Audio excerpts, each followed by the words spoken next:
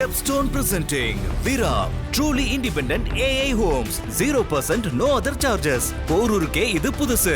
at Kattupakkam Porur. பையனை விசாரணைக்காக அழைச்சிட்டு தான் போறோம், உடனே விட்டுருவோம் அப்படின்னு சொல்லிட்டு தான் கூப்பிட்டு போனாங்க. ஆனா என் பையனை இந்த காவலர்கள் அடிச்சே கொண்டிருக்காங்க அப்படிங்கிற பயங்கரமான ஒரு சார்ஜ் வைக்கிறாங்க. முதலமைச்சர் அவர்கள் பல இடங்களில் பல விதங்களை சொல்லியிருக்காரு. நாங்கள் சொன்னதையும் செய்வோம், சொல்லாததையும் செய்வோம் சொன்னாங்க இல்லையா? அதில் இது ஒன்று. தமிழ்நாட்டில் இவங்க பொறுப்பேற்று 25 லாக்அப் மரணங்கள் நடந்திருக்கு. இது உண்மையாகவே திராவிட மாடல் அரசினுடைய சாதனையில் ஒன்று. அவசரமாக இவன் தான் குற்றவாளின்னு முடிவு பண்ணியிருக்கீங்கன்னா அந்த முடிவுக்கு பின்னாடி ஏதோ ஒரு அதிகார திமிர் இருக்குதா இல்லையா? திருடிய ஒரு வழக்கில் எஃப்ஐஆரே ஃபைல் பண்ணாமல் தான் கொஞ்ச நாள் வச்சுருந்தீங்க, 2 நாளாக. கரெக்டா? முன்னாள் எஃப்ஐஆர் ஃபைல் பண்ணல தெரியுமா? ஒரு சிஎஸ்ஆர் கூட போடலை. அப்போ அந்த பெண்மணிக்கு பின்புலமாக இறந்தவர் யார்? அஜித்குமார் இறந்ததை உடனடியாக சொல்லாமல் பல மணி நேரம் கழித்து தான் சொல்லியிருக்காங்க அப்படிங்கிற ரீதியில் இது எல்லாத்தையும் காவல் நிலையத்தை பண்ணுறது தானே, புதுசாக செய்கிறது இல்லை. இப்போ மிளகாப்பொடிலாம் கரைச்சி கொடுத்துருக்காங்க. கண்டிப்பாக அதுங்க அவன் தான் சொல்கிறாங்க. இலக்கிய உபாதை கூட பண்ண விடலையே இவங்க.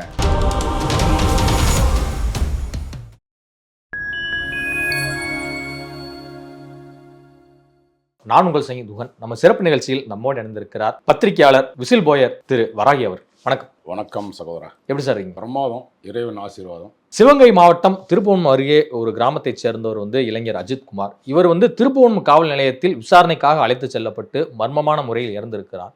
இதன் காரணமாக அவருடைய உறவினர்கள், பெற்றோர்கள் எல்லாருமே என்ன சொல்றாங்க அப்படின்னா, இது காவல் நிலைய மரணம் தான், என் பையனை விசாரணைக்காக அழைச்சிட்டு தான் போறோம், உடனே விட்டுருவோம் அப்படின்னு சொல்லிட்டு தான் கூப்பிட்டு போனாங்க. ஆனால் என் பையனை இந்த காவலர்கள் அடிச்சே கொண்டிருக்காங்க அப்படிங்கிற பயங்கரமான ஒரு சார்ஜ் வைக்கிறாங்க. இப்போ சிவகங்கை மாவட்டமே ஒரு போர்க்களம் போல காட்சியளிப்பதை பார்க்குறோம். இதனுடைய முழு பின்னணி என்ன சார்?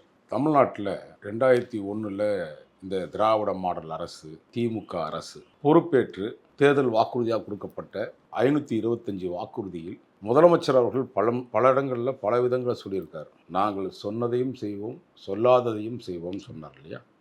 அதில் இது ஒன்று. 525 வாக்குறுதி எதுவுமே சொல்லி செய்யலை, அது வேறு விஷயம். ஆனால் சொல்லாததை செய்வோம்னு சொன்னார் இல்லையா? அந்த லாக்அப் மரணங்கள் என்பது சொல்லாததில் ஒன்றில் தமிழ்நாட்டில் இவங்க பொறுப்பேற்று 25 லாக்அப் மரணங்கள் நடந்திருக்கு. இது உண்மையாகவே திராவிட மாடல் அரசினுடைய சாதனையில் ஒன்று. உண்மைங்க, 25 நடந்திருக்கா இல்லையா? இப்போ அப்போ தமிழக முதலமைச்சருடைய சொன்ன வார்த்தைகள் பளிச்சிருக்குல்ல, சொல்லாததையும் செய்வோம் இந்த திராவிட மாடல் அரசு. அப்போ அதில் ஒன்று தான் இது போன்ற லாக்அப் மரணங்கள். தமிழகத்தில் திறமை இல்லாத, திராணி இல்லாத, துணிவில்லாத ஒரு அரசிடம் ஊனமுற்ற அரசுன்னு சொல்லுவோம் இல்லையா? மாற்றுத்திறனாளி நம்ம பேசுகிறோம் இல்லையா? மாற்றுத்திறனாளி அரசு தான் இந்த திராவிட அரசு, திமுக அரசு. இதை போன்ற ஒரு சம்பவம் நடந்தும் கூட அந்த அஜித்குமார் என்ற நபர் என்ன பெரிய தவறு பண்ணிட்டானுங்க. இதங்க திருட்டு நடந்திருந்தால் தவறு தான். அவனை விசாரணை முறை சட்டம்னு எதுக்கு வச்சிருக்கீங்க? சட்டத்தில் சட்டம் என்பது எல்லோருக்கும் உண்டான சட்டம். பெண்மணி, அவங்க ஒரு வயதான பெண்மணி, அவருடைய மகளோட வராங்க திருமணத்துக்கு, இது கோயிலுக்கு வராங்க. கோயிலில் வந்தவுடனே எங்கள் வயதானவர்கள் எங்களுக்கு வீல் சேர் இருக்குமான்னு கேட்குறாங்க. இவர் ஒரு காவலாளி ப்ளஸ் உதவியாளர் இருக்கார் அஜித்குமார். உதவியாளர் இருக்கும்போது அவருக்கு அந்த நாற்காலியை கொண்டு அந்த அம்மையாருக்கு உதவி பண்ணுறாரு. அந்த காருக்குள்ளே நகையை பார்த்துக்கிட்டு பத்திரமா பார்த்துக்கிறது யாருடைய வேலை? நூல் நுழைக்கிறதுக்கு ஊசி தான் முக்கியம்னு ஊசி இடம் கொடுத்தா தான் நூல் நுழையும்னு சொல்லுவாங்க. ஒருவன் திருடுவதற்கு நம்மளே வாய்ப்பு கொடுத்துட்டு அந்த வாய்ப்பு சரியா தப்புறன்னு கூட பார்க்காம ஒரு புகார் கொடுக்குறாங்க. அது முறையான விஷயம். அந்த திருப்புவனம் காவல் நிலையத்தில் என்ன செஞ்சுருக்கணும்? இவர் தான் ஃபிக்ஸ் பண்ணுறீங்க.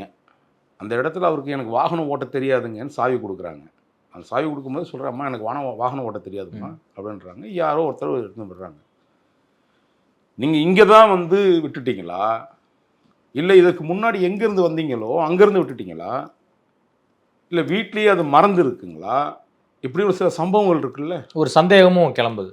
எப்பவுமே கேட்குற ஒரு விஷயம் தாங்க, யதார்த்தமாக எல்லாருக்கும் நடக்கிற விஷயம் தானே. இப்போ நான் ஒரு பொருளை மறந்துட்டேன், இங்கேருந்து நான் காரில் போகிறதுக்குள்ளே என்னுடைய செல்ஃபோனோ அல்லது மற்ற ஏதோ ஒரு விஷயத்தை இங்கே மறந்துருக்கலாம். இதுக்கு முன்னாடி நான் இப்போ சிபிசிஐடியில் இன்னும் தொடர்ந்து 3 மாத காலமாக கையெழுத்து போட்டு வரேன். தொடர்ந்து அந்த கண்டிஷன் கையெழுத்து போட்டு வரேன். இன்றைக்கு வரையும் அவங்களால ரிலாக்ஸேஷனுக்கு போட்டால் கூட ரிப்ளை கொடுக்க முடியாத ஒரு காவல்துறை தான். போடப்பட்டதே பொய் வழக்கு. அப்படியாப்பட்ட சூழ்நிலையில் இப்போ நான் அங்கே பறந்து வச்சுட்டு வந்துட்டேன்னா இப்படி பல விஷயங்கள் இருக்குல்ல.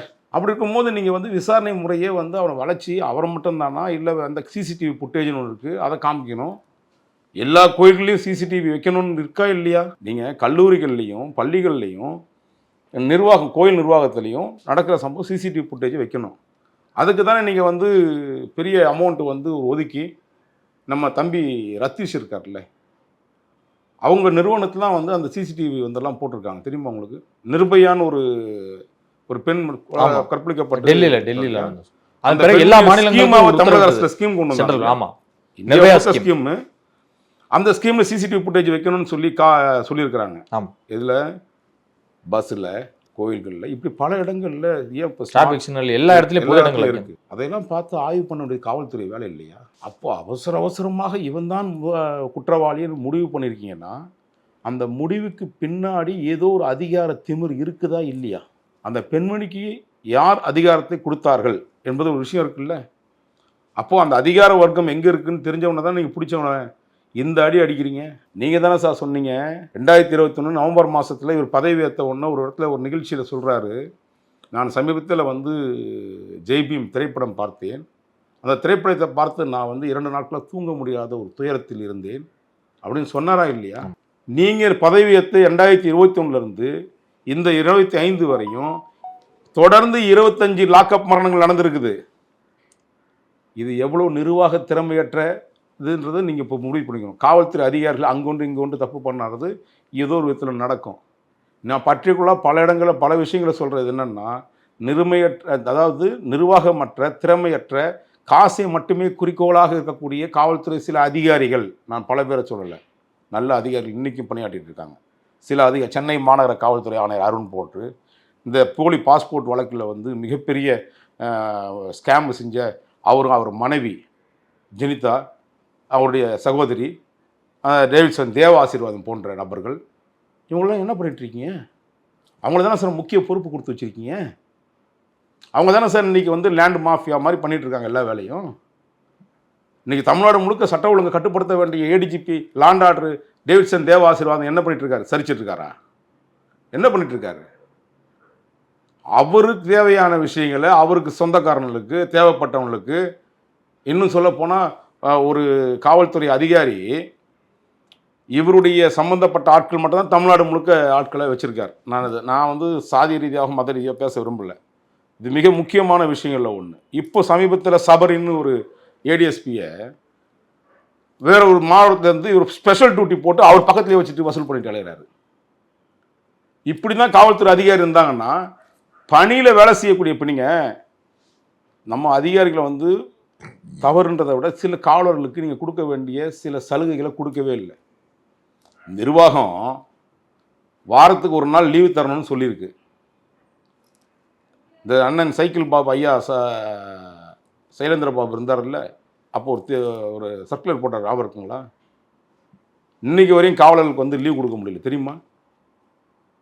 குறிப்பாக இந்த சம உரிமை பேசக்கூடிய அந்த திராவிட மாடல் அரசு, அந்த பெண்கள் காவல்துறையில் பெண்கள் இருக்காங்க இல்லையா, பெண்கள் வந்து மென்மையானவர்கள், ஆனால் மிக வலிமையானவர்கள், எந்த மாற்று கருத்தும் கிடையாது. அப்படியாப்பட்டவருக்கு நீ சம உரிமை வந்து காவல்துறையில் நீ வந்து முழுமையாக கொடுத்துருக்கணுமா? நம்ம தமிழ்நாடு முழுக்க இன்னைக்கு வரையும் வந்து 5% கூட வந்து காவல்துறையில் பெண்கள் வந்து நல்ல பொறுப்பில் இல்லை, தெரியுமா உங்களுக்கு? இப்போ குறிப்பாக சென்னையை எடுத்துங்களேன். சென்னையில் இருக்கக்கூடிய காவல் நிலையங்களில் 2% கூட கிடையாதுங்க லாண்ட் ஆர்டர் போஸ்டிங்கில். அப்படி அதாவது முக்கியமானவங்களாக இருந்தால் அவங்களுக்கு வேண்டப்பட்டவர்கள், ரொம்ப வந்து உறவுக்காரர்கள், வேண்டப்பட்டவர்கள் உறவுக்காரர்கள், பல விஷயங்களுக்கு சொந்தக்காரர்கள், அவங்க தான் வந்து இன்றைக்கி நல்ல பொறுப்பில் இருப்பாங்க. அப்படின்னு பார்த்தா புரியுதுங்களா? மற்ற யாருக்குமே அது வாய்ப்புகள் இல்லை. இன்றைக்கி தமிழ்நாடு முழுக்க பார்த்தீங்கன்னா சம உரிமை பேசக்கூடிய திராவிட மாடல் அரசு பெண்களுக்கு ஏன் சம உரிமை கொடுக்கல? ஏன் அவர்கள்லாம் வலிமை இழந்தவர்களா? பெண் காவலர்கள்லாம், பெண் காவல்துறை அதிகாரிகள்லாம் வலிமை இழந்தவர்களா? நீங்கள் தானங்க சொல்கிறீங்க. இப்படி தமிழ்நாடு முழுக்க சாதி ரீதியாகவே மத ரீதியாகவும் இவர்கள் வந்து ஆட்களை வந்து போட்டிருக்காங்க. சென்னையில் எப்படி சாதி ரீதியாக போட்டிருக்காங்களோ, தமிழ்நாடு முழுக்க டேவிட்சன் தேவ ஆசீர்வாதம் மத ரீதியான ஆட்களை தான் வந்து நல்ல பொறுப்புள்ள அதிகாரிகளை வச்சிருக்கிறாரு. அவன் எப்படிங்க வேலை செய்வான்? இல்லை, சீனியாரிட்டி அடிப்படையில் தானே வந்து ஒருத்தருக்கு காவல்துறை அதிகாரிகளுக்கு வந்து பொறுப்பு வழங்கப்படுது. இதை எப்படி நம்ம குற்றம் சொல்ல முடியும்? சீனியாரிட்டி என்பது வேற. நான் சொல்கிறது ஒரு குற்றப்பிரிவு துறையில் இப்போ நீங்கள் வந்து லாண்ட் ஆர்டர் ஆஃபீஸராக போடுறீங்கன்னா அவர் என்ன ஜாதி மதம்லாம் காவல்துறைக்கு தெரியாது, தெரியவும் கூடாது. இல்லை, காவல்துறையிலையும் மிலிட்ரிலையும் வந்து பார்த்தீங்கன்னா சாதி மதத்துக்கு அப்பாற்பட்டு தான் பணியாற்றுறாங்க. நீங்கள் அப்படி சொல்கிறோம். நம்ம தமிழ்நாட்டில் மட்டும்தான் ஒரு பெருமை இருக்குது.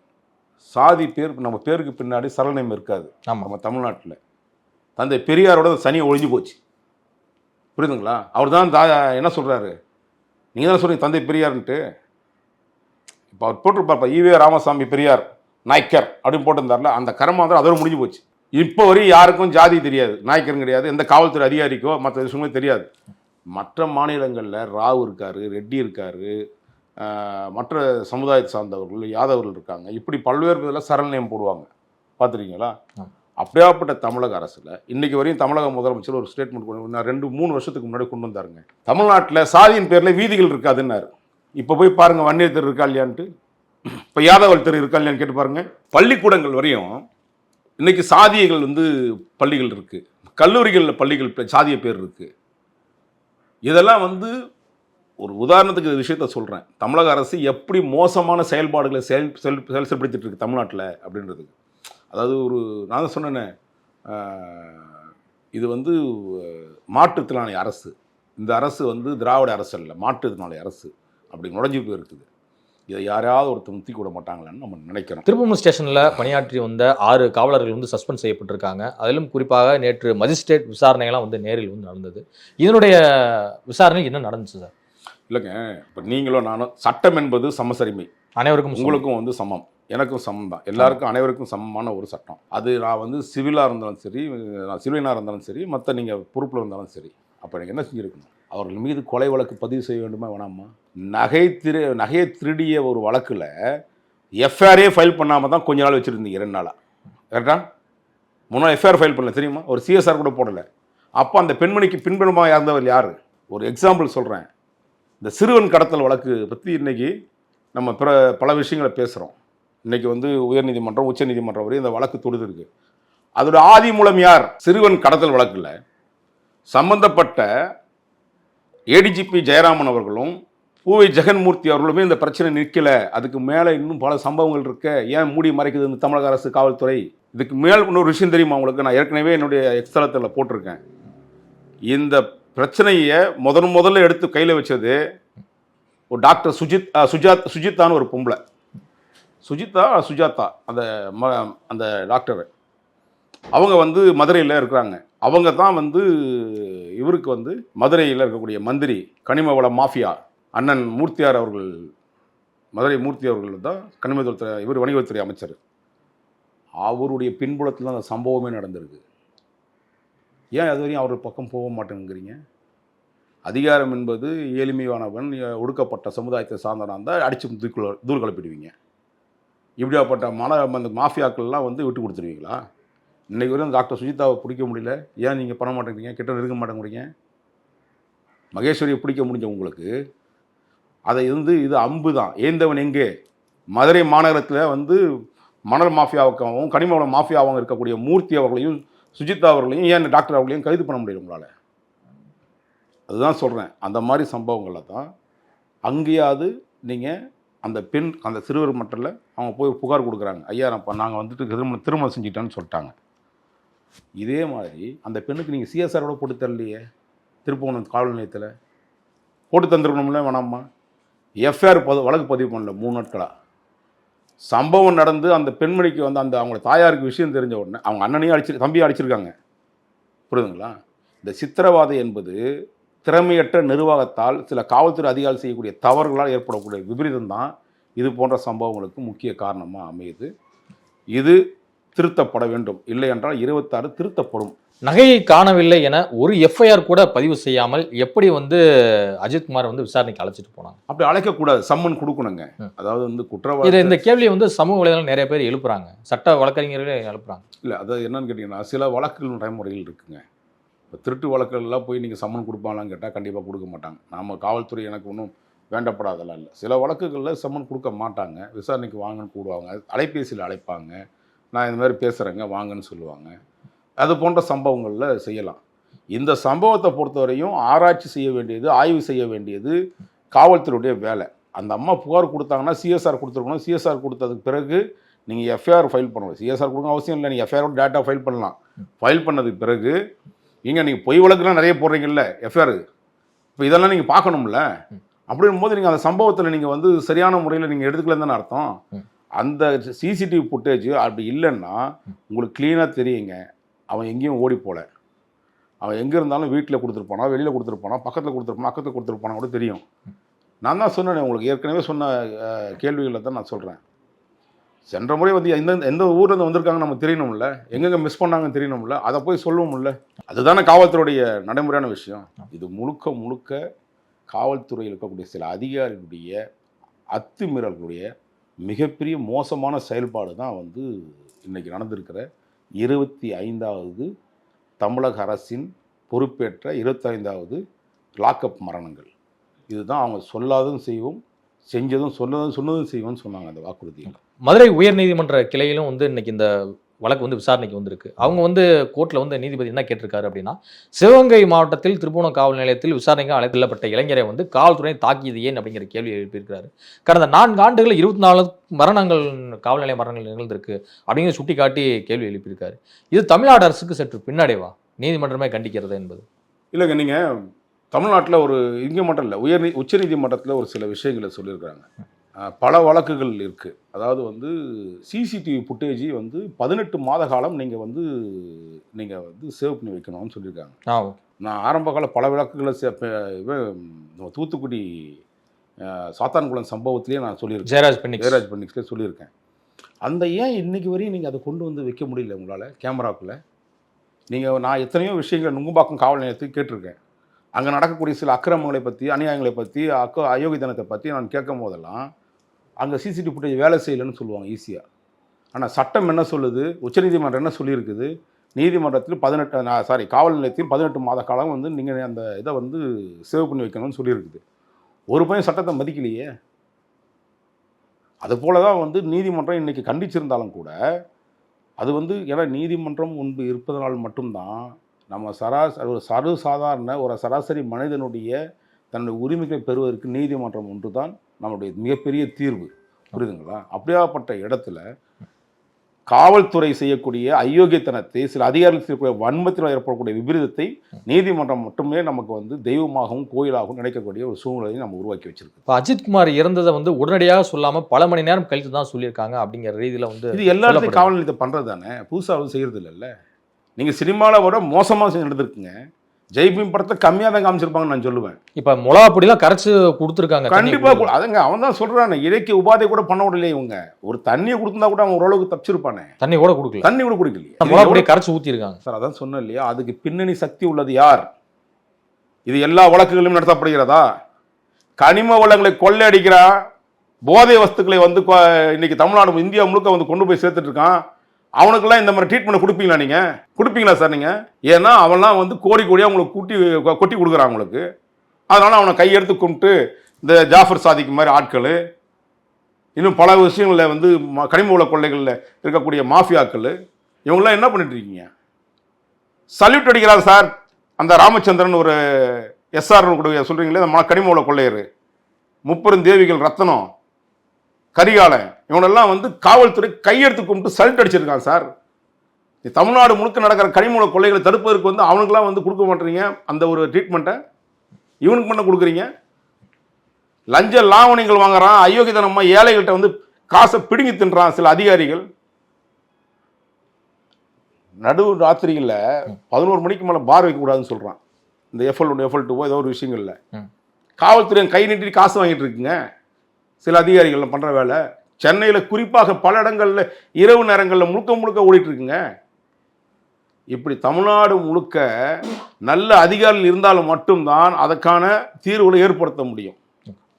அது இல்லைன்னா அது மட்டும் இல்லை, தமிழக அரசே வந்து ஒரு தத்தி அரசாகத்தானே வாழ்ந்துட்டு இருக்குது இன்னைக்கு. நம்ம ஒரு வார்த்தை உண்மைதானங்க, இல்லாத சொல்ல முடியாது. இல்லை, நடக்கிற அரசு வந்து ஒரு அரசா? ஊனம் தான் சொன்னேன் உங்களுக்கு, மாற்றுத்திறனாளி அரசுங்க அதுன்ட்டு நான் பல முறை விமர்சனம் பண்ணிட்டேன். இதை மாதிரி ஒரு அரசை நம்ம பார்த்தது இல்லை. மாற்றுத்திறனாளியுடைய அவனுடைய வாழ்வாதாரத்தை அழிச்சிட்டீங்களங்க.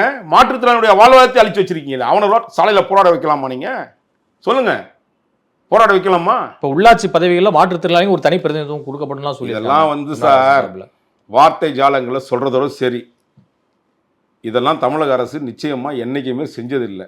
எல்லாமே நாக்கில் பேப்பர்ல எழுதி சக்கரை தான். இப்போ முதல்வர் கட்டுப்பாட்டில் இருக்கக்கூடிய காவல்துறையில் தான் வந்து இது மாதிரியான சம்பவங்கள் வந்து நிகழ்ந்திருக்கு. இப்போ முதல்வர் என்ன மாதிரியான பதிலை மக்களுக்கு அளிக்க போகிறார் நினைக்கிறீங்க?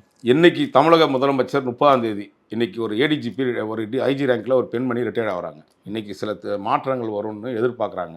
காவல்துறையில் சில மாற்றங்கள் வரும்னு எதிர்பார்க்குறாங்க.